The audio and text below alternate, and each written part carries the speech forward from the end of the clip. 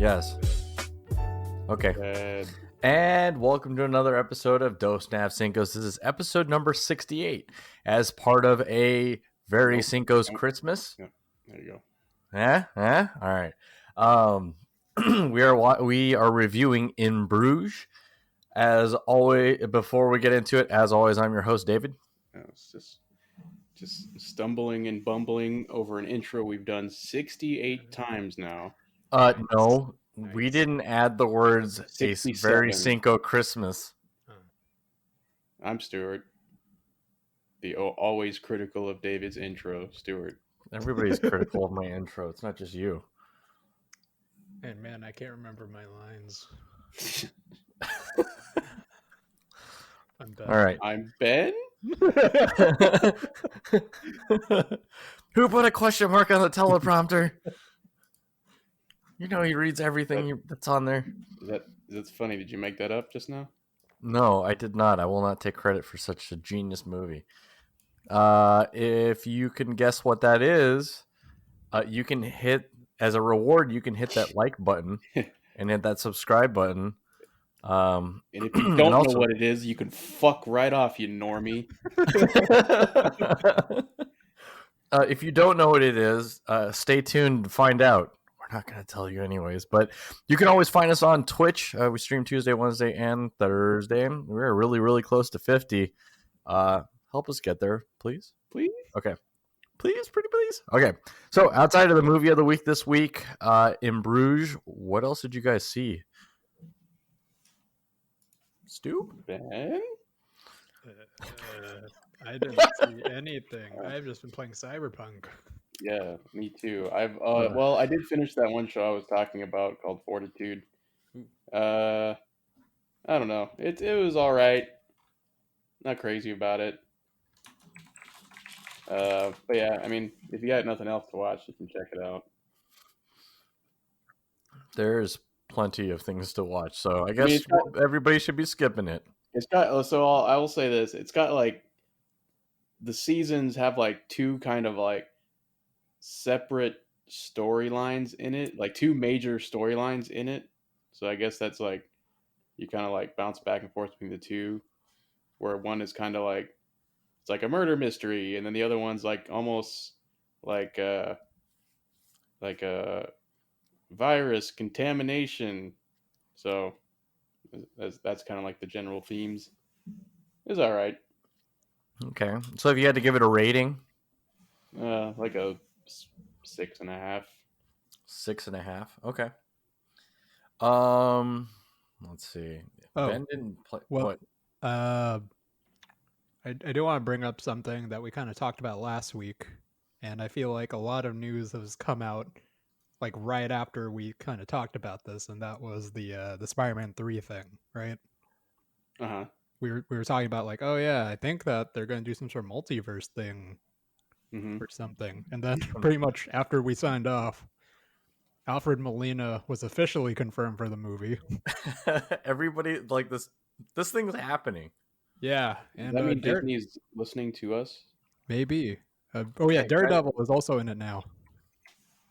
We did not make that suggestion. Remove him. Yeah.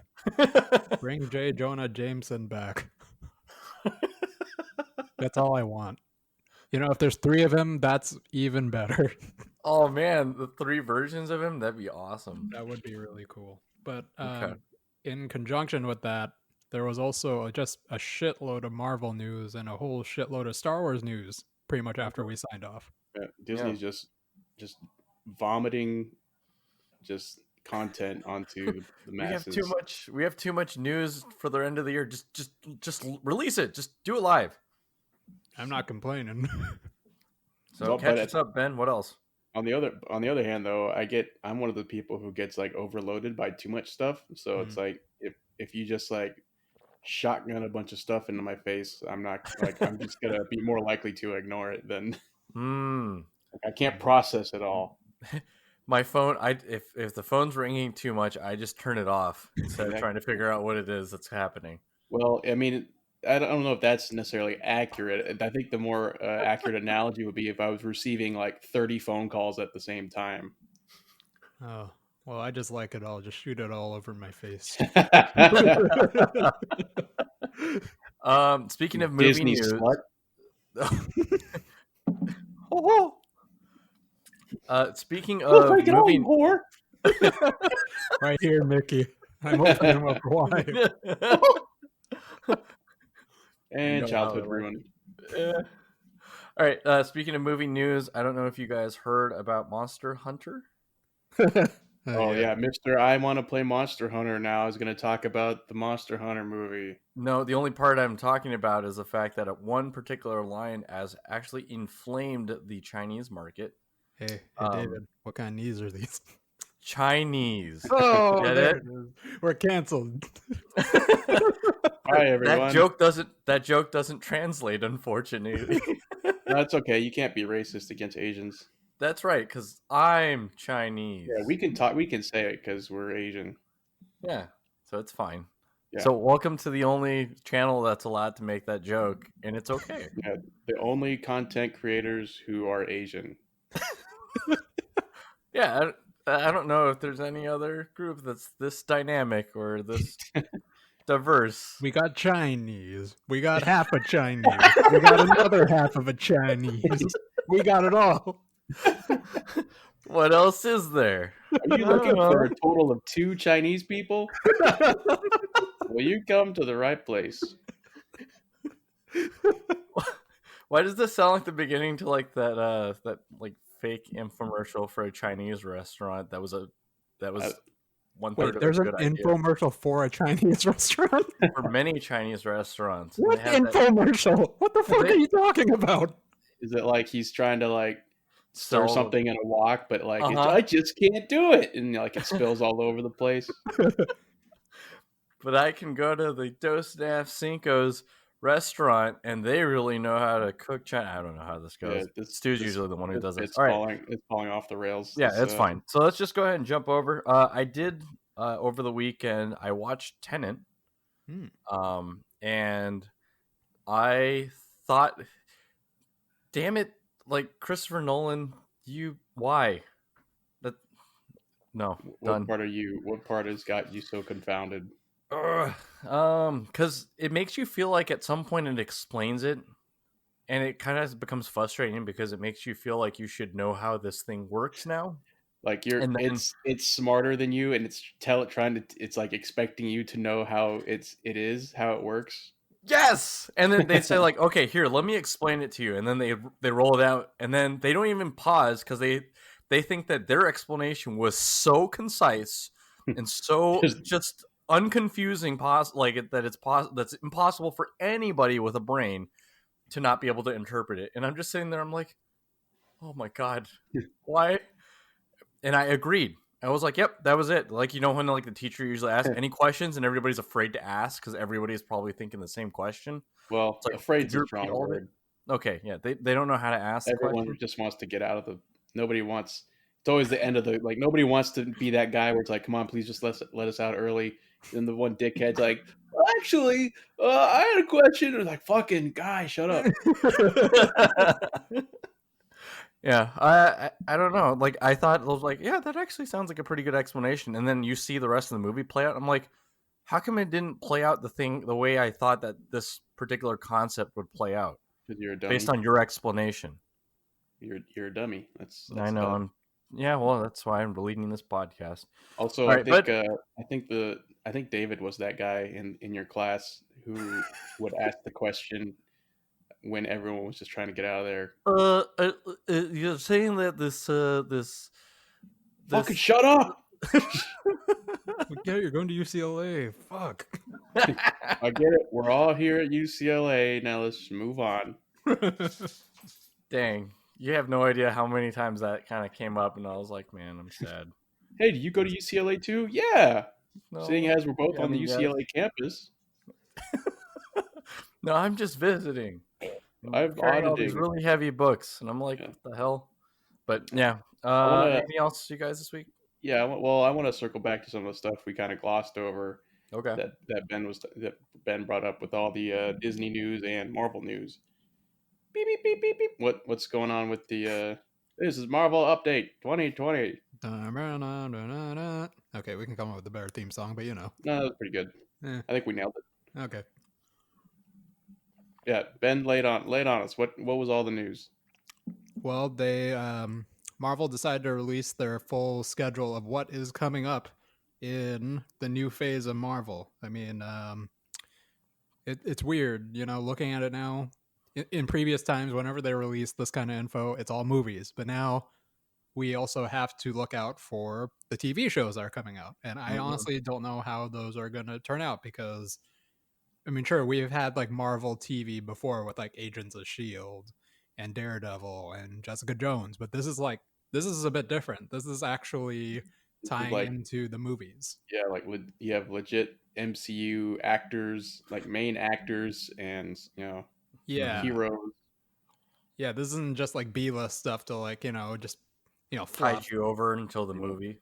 Yeah, and it's not like, oh my gosh, it's Iron Man, except they're looking through a fucking binoculars off screen. It's like, I mean, if He's anyone's seen back. that skit from Robot Chicken, what I'm Yeah. talking about. But like we're actually going to have some big A-list actors in this. We're getting Falcon and Winter Soldier. We're getting WandaVision. We're having some sort of weird ass time traveling Loki show with Owen Wilson for some odd reason. Wow. Woo! Wow. Wow. Oh, and I'm pretty excited about this. This was announced a while ago. The What If series. Now that's going to be pretty damn cool, Oh especially for yeah. people who are really invested in these movies. It's for those who don't know, it's pretty much an animated show going through all of the Marvel movies, except with a little twist on it. It's like, wait, what if Captain America wasn't Steve Rogers? What happens if it was Peggy, or what was her name? Peggy Carter? Is that her name? Uh-huh. Yeah, what happens if it was her instead of Captain America who got the super soldier serum?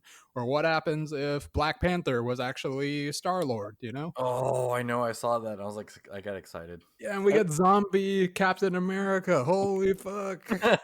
I'm pretty What it, excited about that. it almost sounds like to me like, I don't know, we need some ideas for content. What if we just do a like Hero fucking swap. whatever comes to our fucking whatever comes to mind, we're gonna do it. Yeah. Like you just said, Just what do it. if Star-Lord was Black Panther? It's like, okay, you can fucking say that about a million things in the MCU and you get a million episodes. Holy fuck, Well, this thing guess is what? never gonna You die. Man, they're you gonna have just had so a many story. seasons. You just had a story that wrote itself. You just swap. You just randomly put two. You just roll a dice, and then that's the numbers that you Wait, get. Stu, shut up. We're making a resume right now. You're gonna get into Marvel tomorrow. It goes to All right, all guys. these ideas. This is my idea. What if Iron Man was Star-Lord but was actually Spider-Man? That is brilliant. Here's $1 billion. Keep coming up with more content, Stuart. Thanks, Disney. One But yeah, thing, there's like a whole bunch of shows that are coming up that I'm not really familiar with at all. There's Moon Knight. I know King Bowie, a longtime listener, is really excited about that. We got the She-Hulk series coming out. nice. We got a Miss Marvel show coming out. Without Brie Larson, right? No, Miss Marvel is Oh, different. Miss Marvel. I thought you Yeah. said Captain Marvel. Oh yeah, Captain Marvel. There's some rumors about that, but I don't know what's going to happen. Oh, yeah. I heard she was The released. rumor that she's getting canceled, Yeah. possibly because she's not gaining traction with people. So they gave She's her not her very own. likable. Yeah, because she is apparently kind of bristly with all of her Yeah. coworker, like her other co-stars, Kind of and abrasive. yeah, and then also I guess they gave her own YouTube channel, and then her I heard that was a terrific failure. she's lost a lot of traction because of that. They Wait, wanted what to happened? build her up. So originally, what happened is they noticed that she was losing a lot of traction because of a lot of the reports that were coming out during the filming of Captain Marvel, and then Yeah. also the Endgame. And Mhm. so during that, like they were trying to repair her public image, and so what they did is they created like this subcategory on their YouTube channel to try to create enough buzz so that way she would repair her public image, and unfortunately it did the complete opposite of Damn. that. So originally her videos would get maybe somewhere in the neighborhood of like 900,000, a million views, and then now at this point she's like lucky to have 22,000 people or 2,000 people watching each one of her videos. It's like that she's become toxic almost. So I think that's kind of interesting. And then there was also the mention that they're not going to recast T'Challa. And then that Suri is going to have a much larger role. So If I she think, stick around. yeah. Oh, that's true, huh? About the anti-vaxxers and stuff like that. Yeah. So just stick to what you know. Just do that. Or bring back Michael B. Jordan. Yeah, just bring him back. You know what? Let's go ahead. We made the multiverse movie from Spider-Man happen. We're doing this. Yeah. So Just Michael B. bring it- Jordan will yeah. be in Black Panther 2. Yeah. In Spider-Man 3, the portal's going to open up and Michael B. Jordan's going to fall out of it from another universe. With Dave Jonah Jameson in tow. Holy fuck. Yeah. We're going to call Black Panther 2 the Repanthering. Black Panther or Blacker Panther. Oh, I like it. All right, that's what we're calling it. Black Panther 2, Blacker Panther.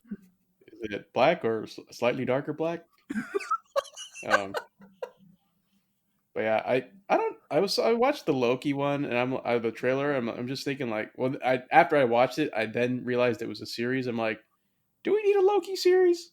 Oh, there's a huge like contingency of like fans who loved Loki's character, like really liked him. I mean, I liked his character too, but like, am I going to watch a whole series on it? I mean, probably just because it's. Yes, you will. You will. As part of our segment. Owen Wilson. I mean, I'll watch it, but I don't have to like it. So yes, you will. You will like it, Stu. Or you like the parts with Owen Wilson. That's true. I will. Drillbit Taylor in Marvel. guys, what if Owen Wilson was Thor,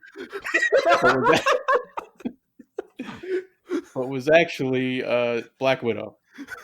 And the Hulk was played by Jackie Chan. Disney, I can do this all day, so send me the check. That is... Book this man right now. Well, okay, so it was fun talking about all that.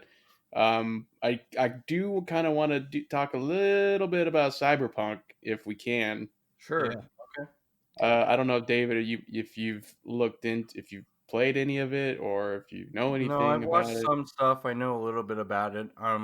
My plan is not to play it for at least 6 months because apparently there's a lot of bugs. Yeah. So, well, I mean, yeah, that's what I've been hearing too. At least on the current generation of consoles. I was going to ask Ben because I know you got it on PS4. Mm-hmm. Have you been playing it at all? And if you have you had any issues? I've been playing it on PS5. Wait, I thought it wasn't out yet. It's not. So PS5 can play PS4. Oh, it's backwards compatible. Okay. Yeah. But it's like on slight. It's better hardware, but it's still running it as a PS4 game. Right. So that's the only limitation. I mean, it's been a little buggy. There's definitely been some issues, but none that have really taken away the joy of it for me. I'm having a good time with it. Yeah. Yeah. I'm playing it on PC, and other than sometimes slow frame rates because of my old hardware, I am also enjoying myself. I'm trying to nip it in the bud, but I'm finding myself getting caught up in too many side quests that I don't proceed with the main quests. And that's a recipe for disaster.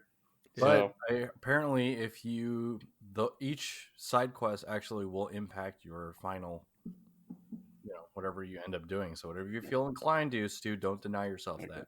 All right. Well, and the other thing, and you're gonna like it. All right. I like it. Don't at me and subscribe. Okay. The other thing, I realized when I first got into a vehicle that I was trying to like drive all careful, and then I realized, wait a minute, this part's just like GTA, right now. So then I was like, fuck it, and just started driving like crazy, like I would in GTA. Yeah. So I didn't notice this, but I was reading some comments about this.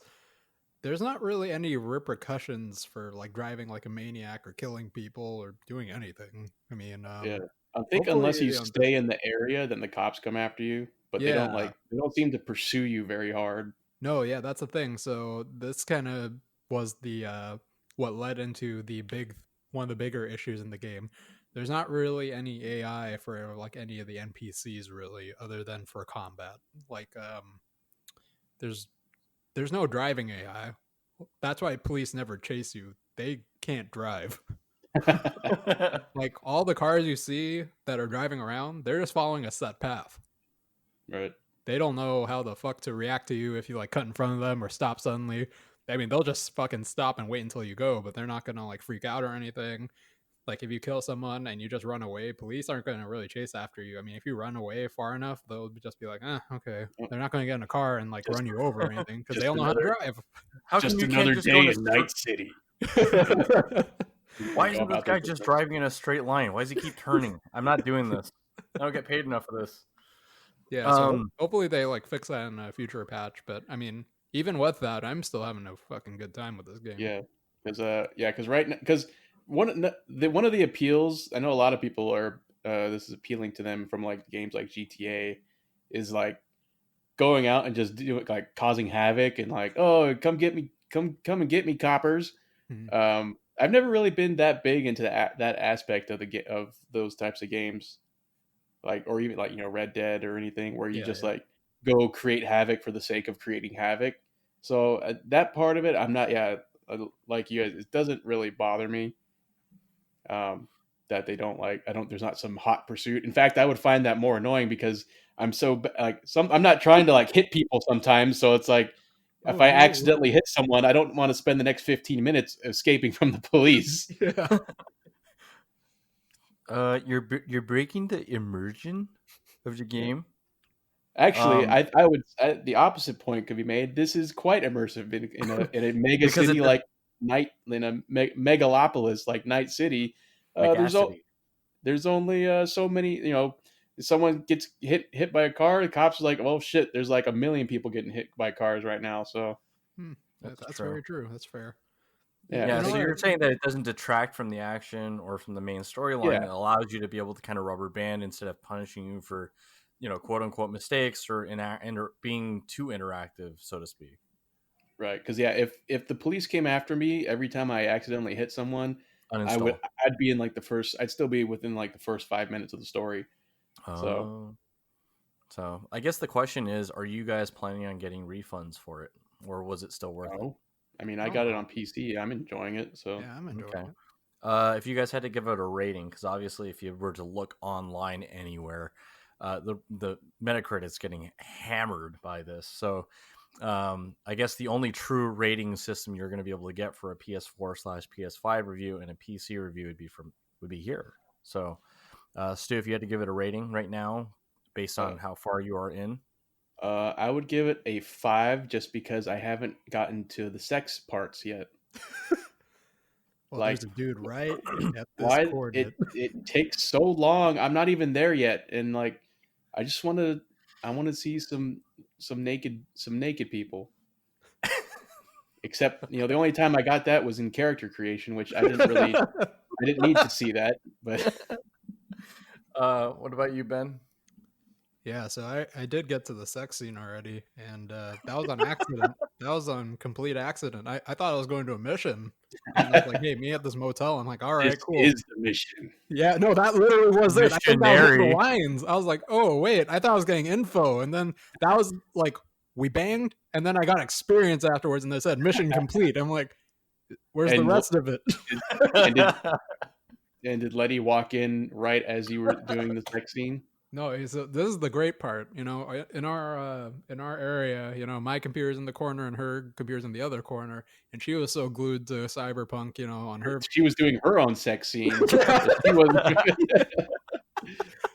Yeah, but because I got to that sex scene, I give it like a 6 right now. I mean, like, trying to be unbiased here, I am really enjoying the game, but there are definitely a lot of bugs right now, and Mhm. it's not as polished as it could be. So, maybe, given a few more patches and everything, and once it's like a little more steady, then I can probably give it a better score. But right now, yeah, 6. Okay. I think once I get a better video card, I'd give it a higher rating. Oh yeah, that too. Oh yeah, for all of our listeners, if you have a spare RTX 3090, Stu needs one. Please and thank you. Yeah, just go ahead and send it. Just send it Just send us a to our DM. YouTube account. Like a Yeah. picture of one, or No, an actual RTX 3090. So that way you can get a full review.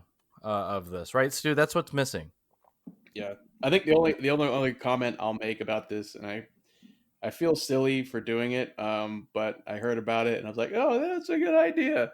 So, which is I bought the game on GOG.com because it was like, oh, if you buy it on GOG.com, all the money goes to CD Projekt Red, and instead of like whoever else, Steam or whatever the middleman. So I was like, oh, okay, cool, I'll do that. So I did that. And now I just feel like a total loser because I'm over here on GOG.com or they have And their all own your little friends are all on launcher. Steam. Yeah, and everyone else is on Steam, and like fucking like I can add it to Steam, but it don't have any like it doesn't track anything. So it's like fuck. Time to get that Fucking me and refund. my Hey, if you stupid bought it on principles. Steam, here's a very special add-on that fixes the game. Steam But Steam players get to multiplayer early. Like fuck. for, but thanks for donating to GOG Yeah. for So you guys. I'm over here on the stupid GOG launcher. Fucking nobody's on it. And so that was my mistake. What a loser! What an idiot! As I play it on my PS5. Okay. I guess one last thing before we jump over to the Mandalorian. My question is, what's the closest thing you guys could say that you guys have played previously that's like this? And if let's say, for example, somebody who hasn't played it yet is on the fence on deciding if they want to play or not, they're like, oh, I played, let's say GTA, for example. I really enjoyed that. Would you enjoy that? Enjoy Cyberpunk? Yeah, I would say so. If you're a GTA person, Is that the closest? I know Rockstar has been milking that cow till it GTA 5. It's When did been that come out? dry. They're still playing online. They're still like releasing stuff for it. Like, okay, Rockstar, settle down. But is that the closest analog to Cyberpunk 2077? I don't think so because I think Cyberpunk has more of an RPG element to it. So shoot, there was like a shooter. It's not Fallout? Borderlands? I guess if Fallout were good, Fallout 76, I mean. Oh, yeah. I never played it though, so I can't really say that. But okay. Well, as So someone who has paid for Fallout 76 and bought it and got a physical copy of it delivered to their door and opened the case, and it was literally just a printout of a disc that had a download code on it. Is that how they do it now? I have never felt so disappointed in my life. Hey, can we load up Fallout 76? Yeah, hold on. Wait, why aren't you grabbing the case with the CD in it? There's nothing in there. I think the game, that physical copy was just a manifestation of what the actual game was like. Yeah. Oh. No, it was like. Oh, man, or is it more like BioShock? No. BioShock was good. Yeah. No, I'm saying I'm saying Cyberpunk. More like no. BioShock?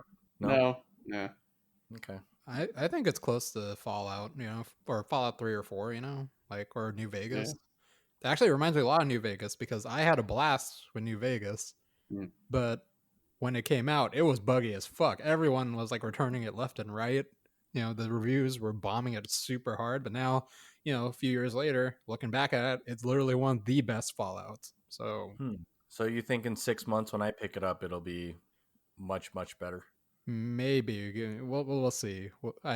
Given the amount of money that they made off of this and the amount of time and the size of the team that's working on this, I would say it's probably safe to say it's going to be good in 6 months. Excellent. So then I'll give you guys my review in 6 months after I pick it up. When no one cares anymore. Oh, I'm just gonna be like, it'd be, oh, what did you guys watch on the movie? I started Cyberpunk. Yeah, great. Okay, what else did you do? Okay, yeah, let's go ahead and jump over to the Mandalorian really quick. This week we are in episode number 7, and we're getting to the season finale. Is this rolling up to the Operation Cinder? They already mentioned Operation Cinder, or they mentioned it in this episode. Bill Burr mentioned it. Yeah, Mayfield mentioned it. Yeah. So, this is it's going to be really, really good. I'm so excited, but I have a feeling I'm like, man, it's only one more episode left. There should be 10 or 20 3 more of times these. as many. He's Needs to be at absolutely least right. 3. Yeah. What were your guys' thoughts on this particular one?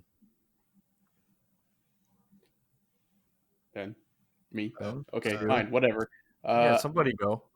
I mean, it was always fun to get Bill Burr back in the mix. I still think he's like one of the weirdest, but still enjoyable like casting choices. Because like, I mean, I haven't followed Bill Burr outside of this too much, but I've watched a few of his things. I've never known him to be like, he's never been very vocal about, oh man, I really wish Star Wars this or Star Wars that. So to have him cast in the Mandalorian, both season 1 and now, I'm just like, what what what were they thinking? Not that I don't enjoy it, but Yeah, actually, I want to kind of jump in here. Like, I don't follow Bill Burr too much either, but I did watch an interview with him talking about this, and he mentioned in it actually when he was cast, he said, "I don't know a fucking thing about Star Wars. I've never seen it before. I just know it's like some fucking people in space with like laser swords." except he said it with a Boston accent. Yeah, with a Boston accent. Just assume that everything I'm saying right now from Yeah. the end of the episode is with a Boston accent just or say an it Irish in- accent when we get to the In Bruges Yeah, section. if you're reading the transcript of this episode, you just read it in Bill Burr's voice. Yeah. So I'm also on that same train. It's like, why do you cast Bill Burr and why do you have such a big role? You know, like, I feel like So good. there's some other people that would probably do, Appreciate it more. Yeah, appreciate more more. But appreciation. He did well in it. You know, like it's weird. You know, he's a comedian, but when he's given a role, like an acting role, with some weight to it, he does pretty well. You know, Breaking Bad. This, it's pretty damn good. I'm not complaining about him. Yeah, he definitely brought that sarcastic humor, but it was also very subtle. And then it was also he definitely I felt like they really casted him really, really well. We also got a unmasking of Mando. We have a Pedro Pascal sighting finally. Beep, beep, beep, beep, beep, beep, beep, beep. I know that's like if you're waiting all series long to see if that's actually him underneath the helmet, you are correct for today. I mean, this is the second sighting, right? From the first season. Yeah. But okay, so I was trying to figure out, so what part of the rule was he allowed to break that he could take it off this time? Well, I mean, I think that was like one of the main themes of this episode, right? Where Mayfield was talking the whole time about his rules and his morals. He said you can't take off your helmet, but you always bend that rule so willfully whenever it's best for you in whatever situation, right? So it kind of goes back to that where he takes off the helmet because the mission dictated it. Yeah. So that was nothing more to say because that was exactly what happened. Okay, guys, any other thoughts before we go ahead and leave this one for next week when we get to the season finale? I creamed my pants when clean ass Boba Fett came out. Oh yeah.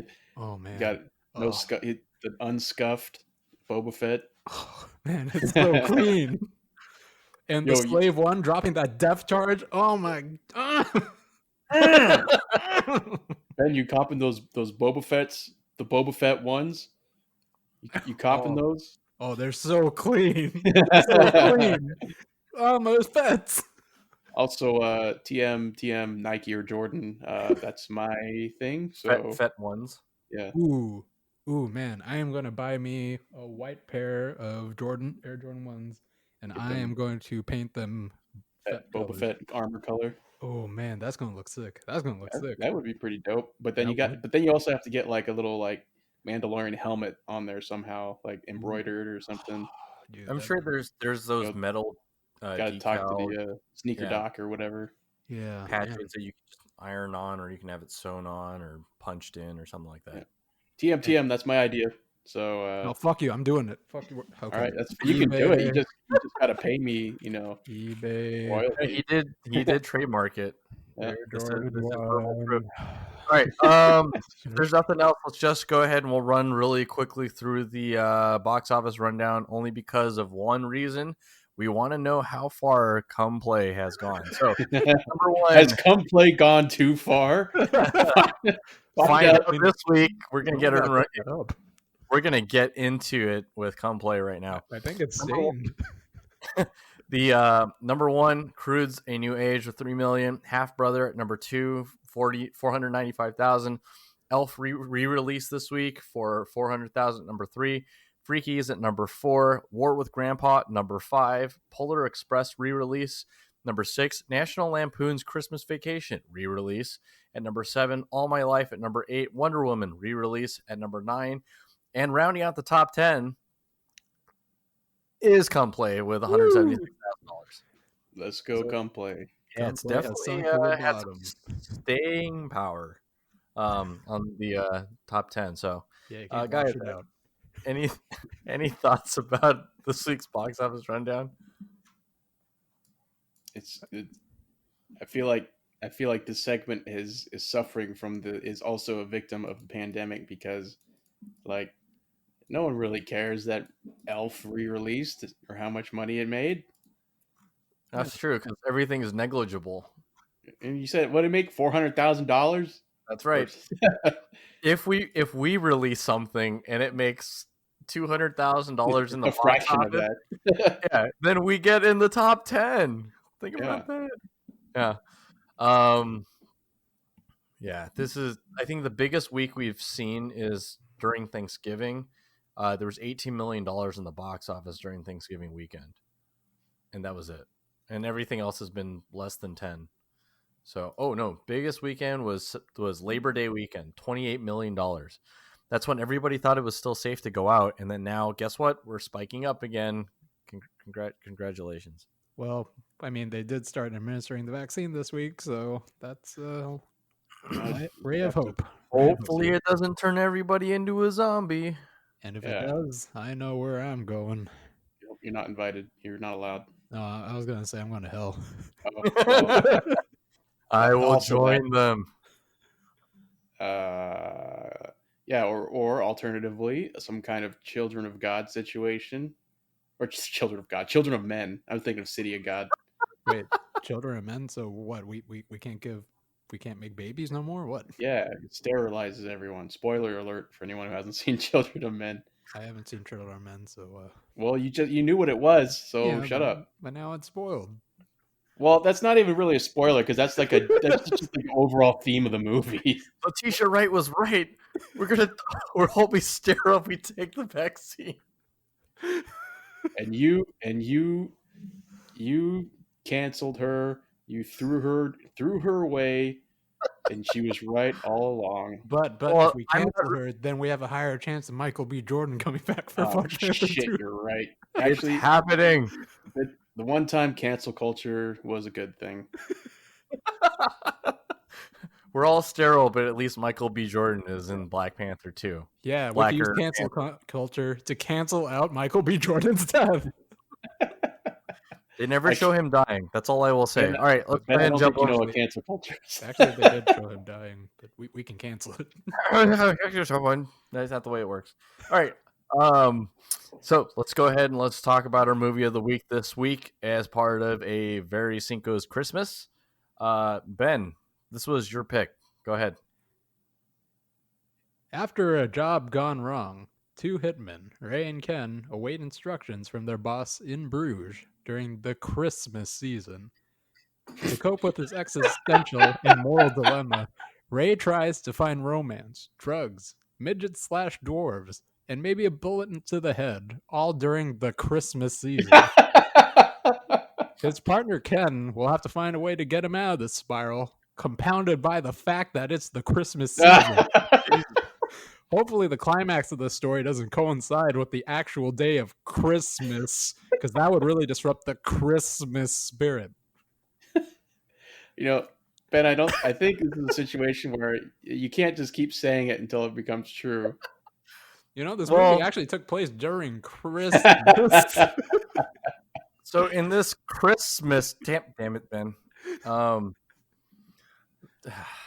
Spoiler alert for everyone. Well, not really spoiler, but this is his Christmas of a movie. Wait, was that the way I want Like, to say this? Die Hard was like 50 times more Christmassy than this movie. 50 times. He's What do you absolutely think right. you got? John McClane? You got Santa Claus? Santa Claus. But yeah, okay. What are we doing? I'm still jarred by the number of times he had to force the word Christmas on us. Well, yeah, because if you didn't say that, you wouldn't know it was a Christmas movie. Yeah, if they didn't happen to mention, I think Ben mentioned it more times than they mentioned Christmas in the movie. They mentioned it 3 times. Ben was counting just so he could throw that back in your face. I did. Because he knew I was going to tell him that. Yeah, and you proved my point. You said the word Christmas more than the movie did. But they said 3 times. 3 times. But it, like, any movie could be Christmas season, like the whole month of December. Any movie can be Christmas season, and that's an adult. That would make Harry Potter a Christmas movie. Damn, I should have picked Harry Potter. You might as well have Voldemort is in Bruges, and so does the other 2. Holy fuck, you're right. That's Rob. Holy shit. The only reason I know that is I watched this movie with Irene, and she's like, "Is this a prequel to Harry Potter?" And I was like, "What do you mean?" She goes, "That's Voldemort, and there's Professor McGonagall, and then the other. I don't remember the other thing." Using this newly coined logic that any movie in the Christmas season, which is basically the month of December, is a Christmas movie. Uh-huh. In Bruges is about as much as a Christmas movie as Pearl Harbor was. Damn. So we're reviewing Pearl Harbor for Christmas. Yeah, if I'm Ben and I'm picking a Christmas movie, I'm picking Pearl Harbor because okay. I do like the part when Cuba Gooding Jr. gets on the gunner and he shoots at the plane. And he's like, that's like the only good part. Ben really also loves himself some Josh Hartnett. I mean, he's a heartthrob, so especially during Christmas. Yeah. Yeah, this movie was about as Christmas as Ben's synopsis was. It was like, hey, it's like it was like you might as well just had ancillary characters or extras in the background be like, oh yeah, I got to do some Christmas shopping, and then that's about as Christmas as it was. I didn't see a single Christmas tree, nor a Santa Claus, or not a single Christmas song was sang. Krampus. Or what? Or Krampus. I mean, I wouldn't expect Krampus to be here, but it's European. Maybe Krampus should come for Ben for picking this as a Christmas movie. I agree. I agree with that. I will say this, Stu, you were mentioning how Ben of a movie this pick was. Mm-hmm. And actually, Irene didn't know that he had picked this movie. And after watching for the first 15 minutes, she's like, did Ben pick this? And I was like, can you guess what our theme was? And she goes, is it supposed to be Christmas? Because this is Christmas. And I was like, is it Colin Farrell movies? Yes. And it's just she was like, it has lots of swearing. Colin Farrell is drinking constantly or wants to drink all the time. There's midgets in it. This has got to be a Ben movie. Yeah. Or it could have been a Joe movie at that or point. A Joe movie. Yeah. No. There was no potty humor though. Oh, yeah, well, no, that Joe couldn't watch that while he was eating. But I think the Hitchhiker's Guide to Ben's picks is does it have a lot of dialogue heavy scenes, and are there a lot of just establishing scenery shots? Then yes. in terms of a movie, I think I like the movie. Oh, it's a good movie. Yeah. I would normally have given, if this was any other time of the year, I would have given this an 8 out of 10. Yeah, if the theme we picked for this volume of That's What I Call Cincos was Hitman movies, I'd be like, oh yeah, okay. But it's got a little bit of an anti-Hitman movie, a little bit, right?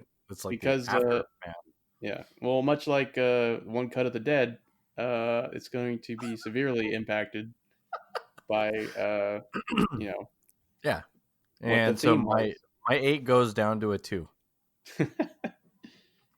What about you, Stu? What's your rating on this one? Yeah, mine is pretty much the same. Or actually, I'd probably even give it a 9 if it were any other time of the year. Yeah, literally like 3 weeks later, it would have been a 9. But this week, it's a... If Ben could have just waited 2 weeks. You couldn't hold it in. You just couldn't. Yeah. But I would like to hear Ben's defense as to why this is a Christmas movie. I'm just gonna mute him because there's no defense. No can defend. Sir, spoiler: no can defend. Thank you Go for ahead, all. Ben. Thank you all for coming to my PhD thesis. So, why In Bruges is the perfect Christmas story? Presented by PhD candidate Ben Sumali. Okay, let me get my papers here. Oh, you even got the sound effects. So, this is a film I think that captures the other side of the coin for the holidays. Usually when we watch Christmas movies or holiday movies, it's usually, on a lighter note, aside from Krampus, that was just Or about Pearl Harbor. or Pearl Harbor or Rush Hour. Or Die Hard if Two. you're following as crap, I forgot his name. We literally said it like earlier in the episode, David. Whatever, David, shut up. Go ahead. All right, so I like that that it is a film that takes place during Christmas, and it's kind of easy to ignore that bit of the Objection. story. Sustained, but I think It's speculation. Overturn. But I think it does add a lot to what the film tries to convey. The main Leading the idea. witness. What? Leading the what? The witness. Oh, okay. I thought you said the Holy Spirit. Permission to what? treat him as a hostile witness. All right, I'll shut up. All right. Well, the main idea and message behind the holidays is, to be with family, to be grateful for what you have, and if you're religious, worship that shitty little baby in a shitty little manger with a shitty mom who lied to a shitty dad that she immaculately birthed the child and had 3 shitty men show up magically that just claimed it or showed up to, give gifts. And why not, Welcome to the Edgelord podcast. Welcome. I mean, come on. Those 3 guys are just like, is it your guy? Is it your baby? No. Yo, baby's having my... Well, you guys haven't seen Lethal Weapon 4, so... No, we haven't. I've seen Lethal Weapon 6. Okay. Oh, yeah, you can't watch that anymore. But anyways, on top of the movie being darkly funny, I think there's like an underlying theme of like, loneliness and despair. Ray is the character that has nothing. They never explicitly say in the movie, but he's pretty much alone throughout the whole movie. He's constantly complaining about having nothing to do, but he never does anything on his own. He's always like fucking begging Ken to like go around and do shit, even though he hates it the whole time. He's trying to talk with Chloe. He's always like he doesn't even know the fucking midget. He just like tries to wave at him. That's it. Like he wants that like companionship wherever or if he wants to admit it or not. He doesn't have any family. He doesn't have any friends. He doesn't have any strong religious ties, but there's like a lot of, mention of Irish Catholic faith and everything. And that's a strong, theme during Christmas, right? I mean, it's like, we have him see in the movie that he kind of wrestles with the idea of religion kind of earlier on in the movie. He's talking with Ken about the idea of heaven and hell, and he's like trying to balance out, like, if I killed that kid, am I going to go fucking heaven? Am I going to go fucking hell? But he doesn't actually believe in it. So he's like, he's tormented the whole movie by what he's done with that little kid. But he can't find any friend or comfort in, friends or family or anything, and he tries to drown out with drugs throughout the whole movie or finding any kind of relationship. And throughout the whole movie, he's just alone. And this backdrop of Christmas throughout the whole time, it kind of weighs down on him. And he never mentions it, but finally at the fucking end of the movie, he mentions it after what's his face blows his brains out. It kind of makes him feel guilty, that these kids are waking up without a dad, and that it's kind of his fault. So I think that, even though Christmas doesn't take the main stage, it does play an important part to this movie.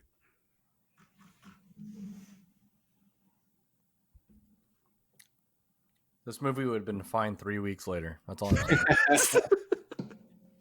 saying. Was I the only one who... Because I saw this movie a long time ago when it first came out, and if you had asked me to review this back when I first saw it, I would have given it like a 5 because I was like... Because I like knew the general like premise was like, oh, sweet, 2 hitmen on the run in whatever. And then I saw it, and I'm like, there's not a single. They're not doing any kind of Hitman stuff until like the end of the movie. One's a florist. But yeah, and I the other definitely, one's a cab driver.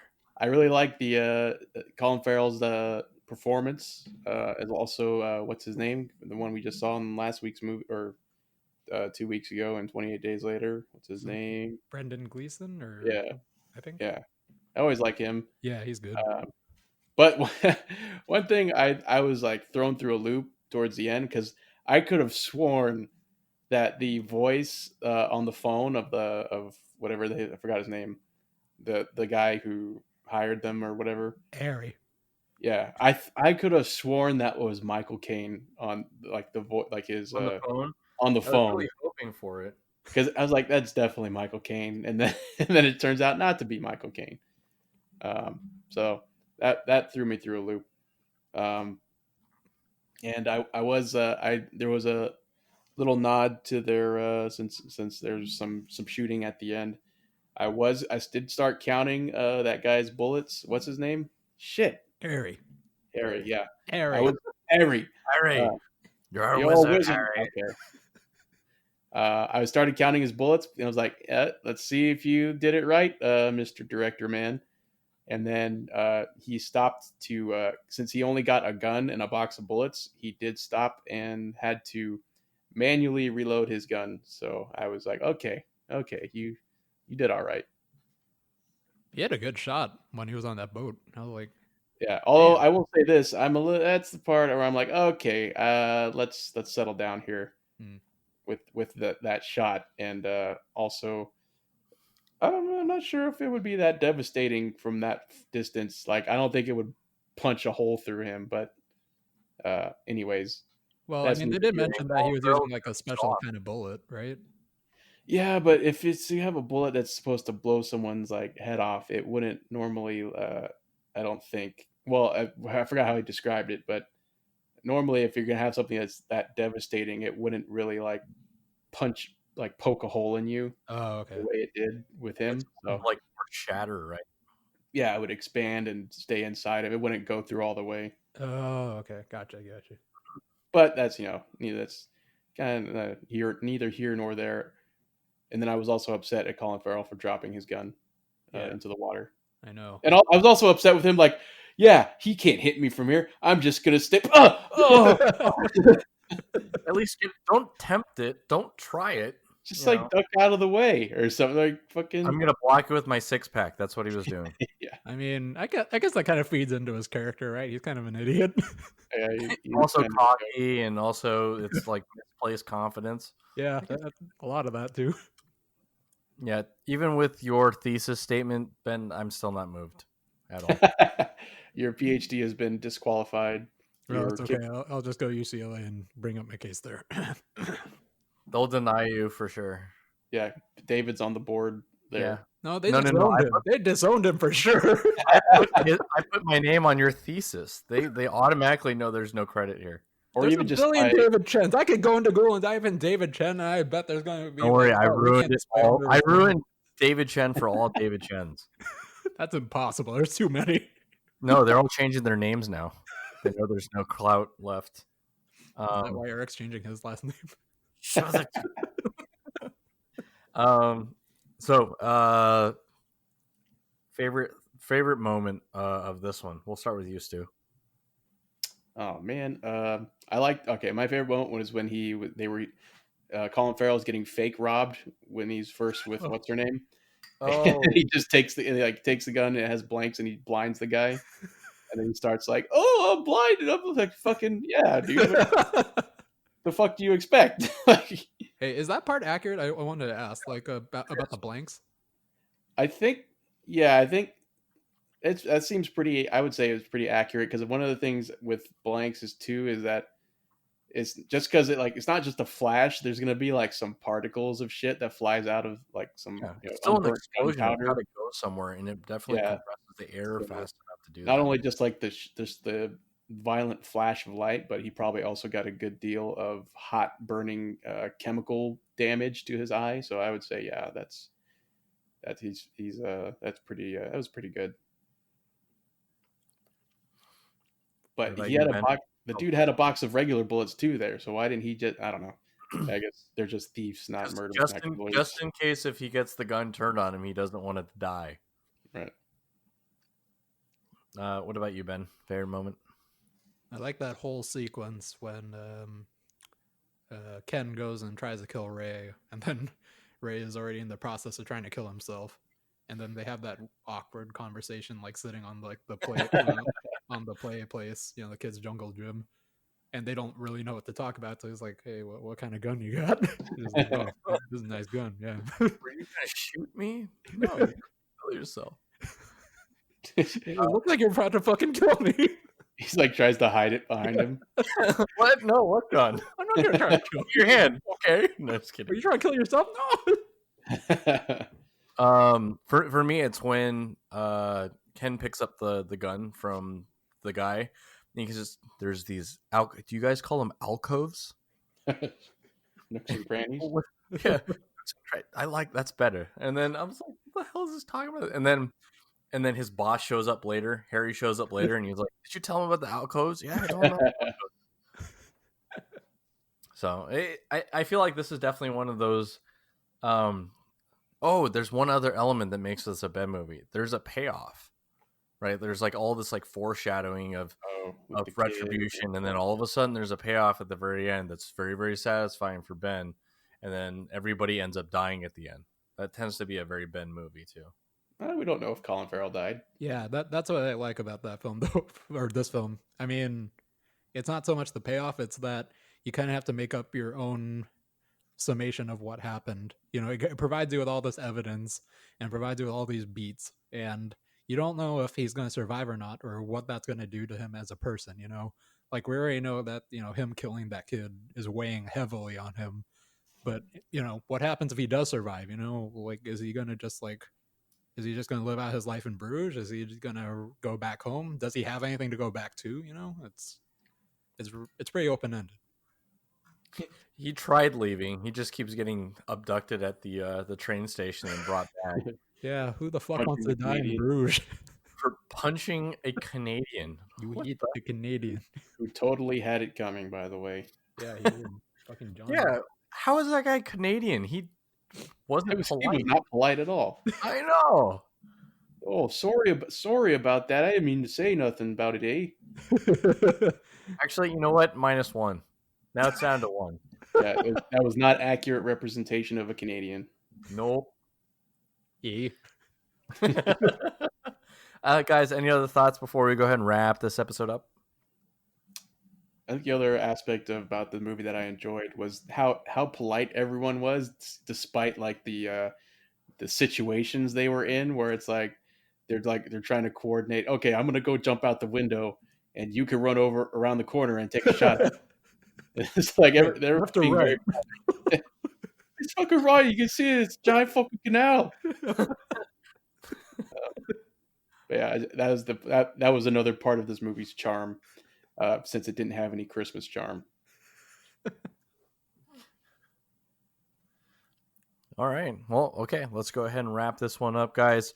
So that means it is falling upon Stu to pick our next movie for a Very Cinco's Christmas. Yes. Stu, what are you picking? I am picking an actual Pearl Christmas Harbor. movie. Yeah, Pearl Harbor. No, I'm picking A Nightmare Before Christmas. Woo! Or Okay. A Nightmare Before Christmas, whatever it's called.